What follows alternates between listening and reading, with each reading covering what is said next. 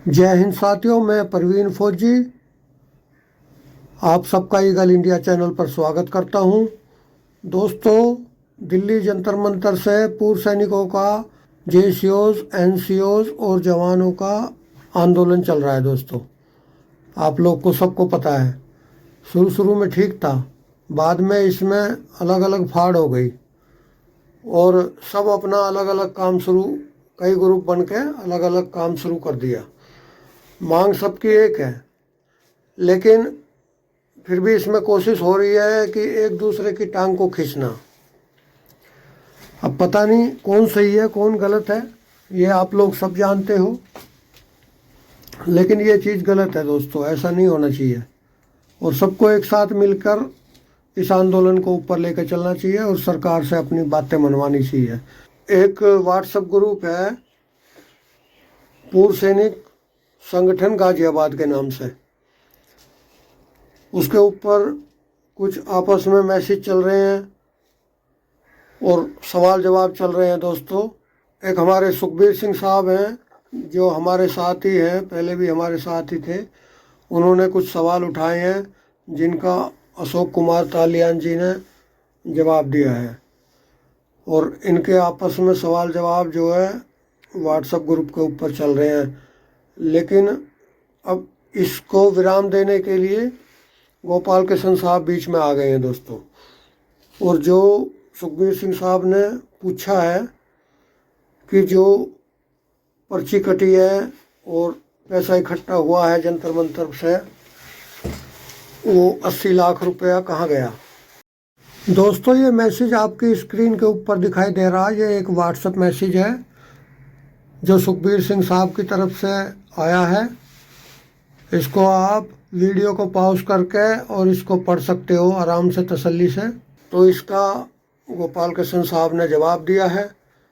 अब इसमें कौन गलत है कौन सही है, ये जानकारी मांगनी चाहिए या नहीं मांगनी चाहिए, ये तो मैं नहीं कह सकता। लेकिन जो गोपाल कृष्ण साहब ने जवाब दिया है वो मैं इस वीडियो में आप लोगों को अभी उसकी ऑडियो क्लिप सुनवाऊंगा। दोस्तों, वीडियो शुरू करने से पहले जो चैनल पर नए आए हैं, चैनल को सब्सक्राइब कर लो और घंटी का बटन भी दबा दो ताकि आगे आने वाली वीडियो का नोटिफिकेशन आपको समय से मिलता रहे। तो चलो गोपाल कृष्ण साहब की बात सुनते हैं। सुखबीर सिंह साहब नमस्ते, कैसे हो? आपने जो लिखा है, जो क्या बोलते हैं, दरी जिरी देरी वगैरह बिछा रहा है मतलब जनकराज गोपाल कृष्ण, 1 साल से दरी बिछाया सब। तो उस दरी में कई लोग आके बैठा था, ऑल इंडिया लेवल से कई लोग आके बैठे थे। फौजियों का एक होता ना, जो पूर्व सैनिकों का कहता है, जो भारत सरकार ने ही बना कर रखा है वेटरन सेल। जैसे वेटरन सेल आया तो हम लोग अपना नाम का पीछे वेटरन बोलता है, जैसे मान लो वेटरन गोपाल कृष्ण बोलेंगे हम। तो जो चीफ ऑफ आर्मी से अगर वो रिटायरमेंट होके आए, वो सिपाही से रिटायरमेंट होके आए, वो सभी का रैंक का पीछे, रैंक तो जरूरत ही नहीं है, फिर वेटरन बोलता है। लेकिन हमारा जो अधिकारी तो उसको नहीं मानता है, वो तो अपना नाम का पीछे कर्नल, जनरल, ब्रिगेडियर वगैरह लगा के बात करेंगे। हमने देखा है जो रामलीला मैदान में एक अफसर हमारा सुरेंद्र पहलवान वगैरह उनके साथ में थे, तो जंतर मंतर का आंदोलन के बारे में वहाँ में एक सोशल मीडिया वाले ने सवाल पूछा, तो उन्होंने एकदम उनको बोला, जो आपने जो बात करने का तरीका सीखो, पहले ब्रिगेडियर बोलो पीछे से उसका नाम के साथ में, ऐसे बोला था। वो सिविलियन को, उसको बेचारा, उसको क्या पता है। तो इसी हिसाब से तो मैं ये बता रहा हूँ, जो जंतर मंतर पे जो भी आता है, जो पूर्व सैनिक आएंगे, तो हम लोग उस जगह पे दरी बिछा कर रखा है, तो उसमें आके बैठते हैं। और हम कभी भी किसी से आप कौन सा रैंक थे, आप कौन सा यूनिट में थे, हम इसका कोई भी पूछेंगे जरूर आपस में, बात के बीच में, लेकिन हम कभी भी इसका कोई प्रूफ नहीं मांगते थे। और कुछ लोग फौज से रिटायरमेंट आने के बाद ये जो वेटरन जो नाम लगा के बात करने के पीछे, कभी एडवोकेट भी बोलेंगे, कभी डॉक्टर भी बोलेंगे। तो लेकिन हमने जो आप डॉक्टरेट लिया करके, हम तो नहीं पूछ रहा उनसे, या आपने LLB लिया करके हम कोई सर्टिफिकेट नहीं पूछ रहा है, हमें कोई ज़रूरत नहीं है इस चीज़ का। तो इसी जैसा भी मैंने देखा। लेकिन हमको जंतर मंतर में एक बात ये बता रहा हूँ, जो 30-40 साल पहले, जो 25 साल पहले वगैरह जो अपना रिटायरमेंट होके जो लोग आया हुआ है, हमारा सीनियर मोस्ट लोग है, जो एग्जाम्पल ही बता देता हूँ। हमारा वेटरन अर्जुन सिंह साहब, वेटरन अर्जुन सिंह साहब जिस यूनिट में नौकरी किए थे हमें क्या पता है, लेकिन उनका यूनिट का भी आदमी हमारा जंतर मंतर पर आके उन्होंने कैसे सूबेदारी लिया है, कैसे फौज में नौकरी कर रहा था, कैसे कैसे मीठा बात करके जो चूरा चोपने वाला काम किया है, ये सब बता के गया। हमने उनको कभी किसी जगह से बुला के इधर आके बताओ करके नहीं बोला। इसी जैसा हर एक आदमी का बात बोलने के लिए जंतर मंतर पर हमारे पास हमको बताते थे, हमने सुनते थे। हमें कोई जरूरत नहीं है। आपके बारे में भी बताया हुआ सर, आपके बारे में भी बताया हुआ, आपने जो मैसेज डाल रहा है 3-4 दिन से, तो आपके बारे में बताया था। एडीसी में जो आप थे, एडवोकेट थे, उसमें आप प्रेसिडेंट थे, वहां से लात मार के निकाल के बाहर कर दिया करके बोल रहा है, और उसके बाद एडीसी से ही आउट कर दिया बोल रहा है। ये सब कुछ हमने सुना है, दूसरे से सुना है सर, ऐसा कुछ नहीं है। हमको तो ये भी सुनने की जरूरत नहीं है। अब बातों का बीच में हम बता रहा हूं, जो किसी आदमी के बारे में दूसरे तीसरे आदमी आके हमको बोल देता है, उसको बोलता है, जो पूर्व सैनिकों का हमारा जो आंदोलन के बीच की बात बता रहा हूं, 1 साल हो गया ना, तभी की बात है। और रह गया बात सर जो कपिल सियानी पूरा देश का, हिंदुस्तान का पूर्व सैनिकों को, जैसे जवानों को जगा दिया और अपना हक के बारे में समझा दिया, हक लेने का तरीका भी बताया। वो अपना काम में आज भी लगे, उनका पूरा लोग पहचानता भी है सर। अभी हम आपको बता रहा हूं, इस फरवरी महीने का 4 तारीख को जो आरसपुरा में हमारा मीटिंग हुआ था, रैली हुआ था, मैं और अपना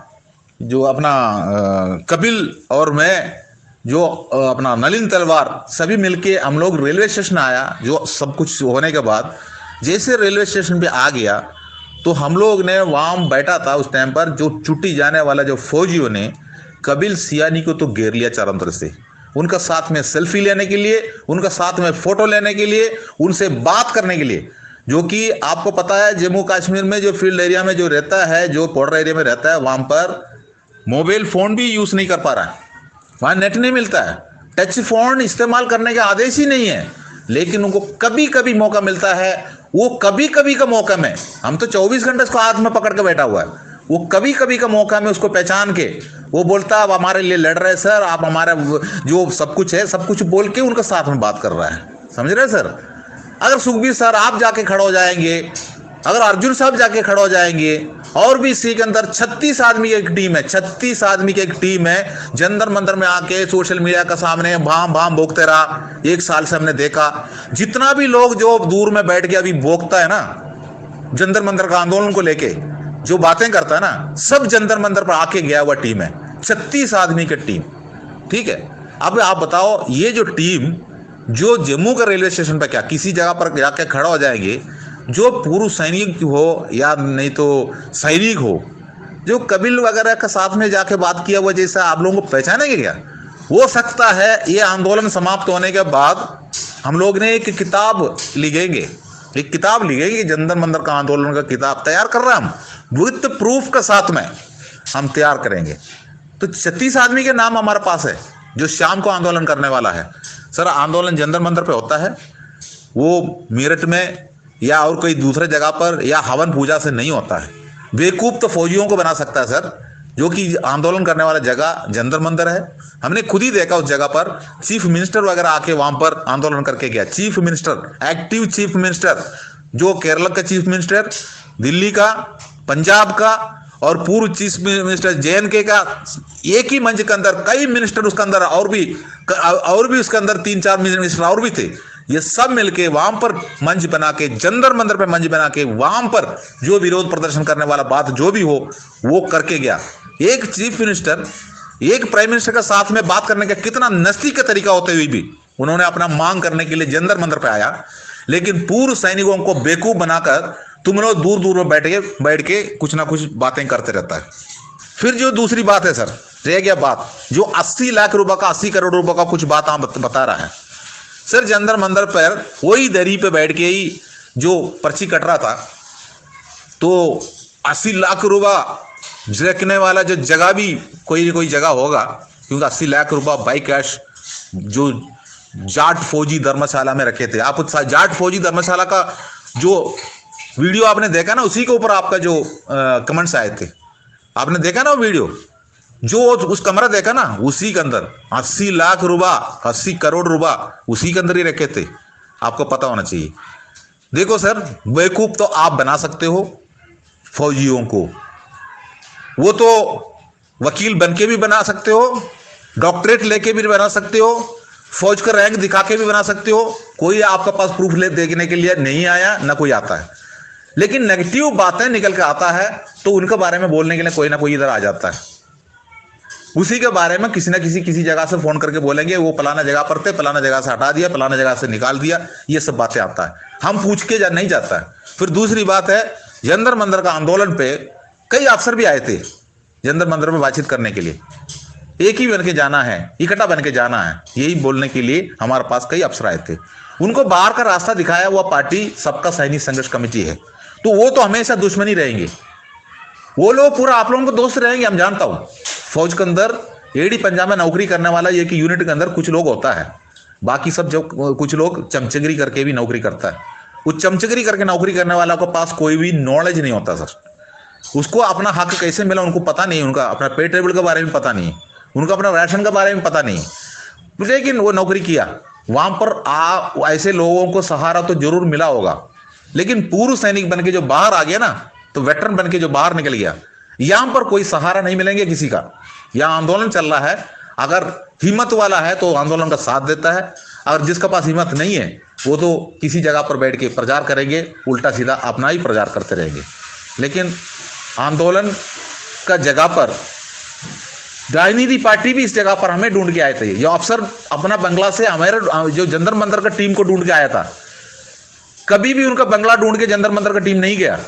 लेकिन जो दूर दूर में बैठ के है ना, जो बुद्धिजीवी बोलता है, 36 आदमी का टीम जो बंगला ढूंढ के घूमते रहता है, और उनका मतलब उन्हीं के पास जाने के लिए तैयार होके जाता है। हमने यहां भी देखा जंतर मंतर पे, हमारे पास भी कुछ लोग आए थे चमचे बन के, किसी का अफसर का साथ में मिलके जाना चाहिए। वो अफसर आया था, आपने उसको भगा दिया यहां से, उस अफसर को आपने यहां से गेट आउट कर दिया। ये क्यों कर दिया आपने? अफसर का बिना कुछ चल नहीं सकता है। ऐसे भी आए थे, क्यों? तो नौकरी ऐसी करके आया है। हमें पता है अफसर का बिना हमारा हक मिलेंगे, जो कि हम पूर्व सैनिक, हमको पेंशन तो कोई अफसर का रिकमेंडेशन नहीं मिलता है। अच्छी नौकरी करके आया, गवर्नमेंट हमको पेंशन दे रहा है, गवर्नमेंट का खाता से पेंशन आ रहा है, तो गवर्नमेंट से अपना हक मांग रहा है। हर जगह पर हक मांगने के लिए तरीका होता है। हक कौन मांगता है? जो सिविल डिपार्टमेंट में है, डिफेंस सिविलियन में भी तो है, उनका यूनियन बना के आपका हक मांग रहा है हो, तो हम क्यों नहीं मांग सकता है? तो अपना 75 साल से इसी जैसा जो 36 आदमी का टीम बताया ना, इसी जैसा कई टीम है अपना अपना जगह पर बैठा हुआ है, ठीक है। उसी के बाद उन्हीं से ही ये गुलामी, ये 75 साल से गुलामी ऐसी जैसे लोगों से हुआ है। गुलामी से बाहर आना चाहता है, लेकिन हिम्मत नहीं है उनके पास। और हिम्मत से जो लड़ता है ना, उसका टांग खींच के बाहर करने की कोशिश करता है। और करते टाइम पर अपना आपको जो अपना अंदर घुस के देखना मैं ये क्या बोल रहा है। तो आपने कुछ बोल दिया तो हमें आपका जन्म कुंडली तक पता चलता है। तो हमें किसी से ढूंढ के जाके पूछा नहीं है, अपना आप बोल रहा है किसी ने, वो सुखबीर साहब तो ऐसे है, वो सुखबीर साहब ने ये किया है, वो सुखबीर साहब फलाना जगह पर ये पद पे था, उस सुखबीर साहब उस पद से उसको फलाना कारण से हटाया और फलाना कारण से ये कर दिया। ये सब हमको सुनने के लिए, हम ये सुनने के लिए हम जंतर मंतर में नहीं बैठा है, लेकिन फिर भी हमको सुनाने के लिए कोई ना कोई आता है सब। इसलिए दरी कुर्सी का पीछे बोल के आपने ये करने की जरूरत नहीं।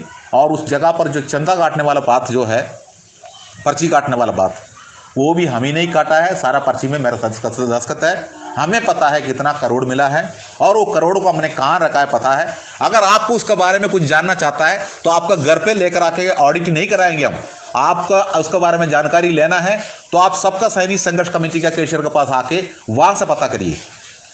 अगर आप ऐसे नहीं कर सकता है तो फिर अपना नाम के पीछे, वेटरन्स का जो पीछे और कोई ना कोई पद लगा के कोई फायदा नहीं। लेकिन उसी का कोई नॉलेज आपके पास नहीं दिख रहा है, ठीक है। आपने खुद ही बोला जो दरी में बैठा, जो दरी बिछा रहा है, तो हम ही तो उस पर्ची काट रहा था। तो दरी बिछाने वाला आदमी को ही जो इसका हिसाब पता है, तो फिर उसको रखने वाला जगह भी हमको पता है। तो आपको उसके बारे में कोई जानकारी चाहिए तो आप जंतर मंतर पर आके उसको जानकारी ले सकता है, हमारे कैशियर के पास आके ले सकता है। और अगर नॉलेज है तो बाकी पद के पीछे, नाम के पीछे कुछ ना कुछ लगा के दूसरों को भ्रमित करके कोई फायदा नहीं सर। सॉरी सर, मैं ज़्यादा अगर कुछ बोल दिया तो माफ़ी चाहता हूँ। इतना तो बोलना बहुत ज़रूरी था सर, जो कि जनता मंत्र का आंदोलन को टांग खींच के नीचे डालने वाला टीम का साथ में मिलके जो हमें इसी जैसा जो बेवकूफ़ी बनाने वाला बकवास मत सुनाइए। जो जंतर मंतर का नारा है, अभी नहीं तो कभी नहीं। जय हिंद सर, जय Hind, Vande Mataram, good night sir.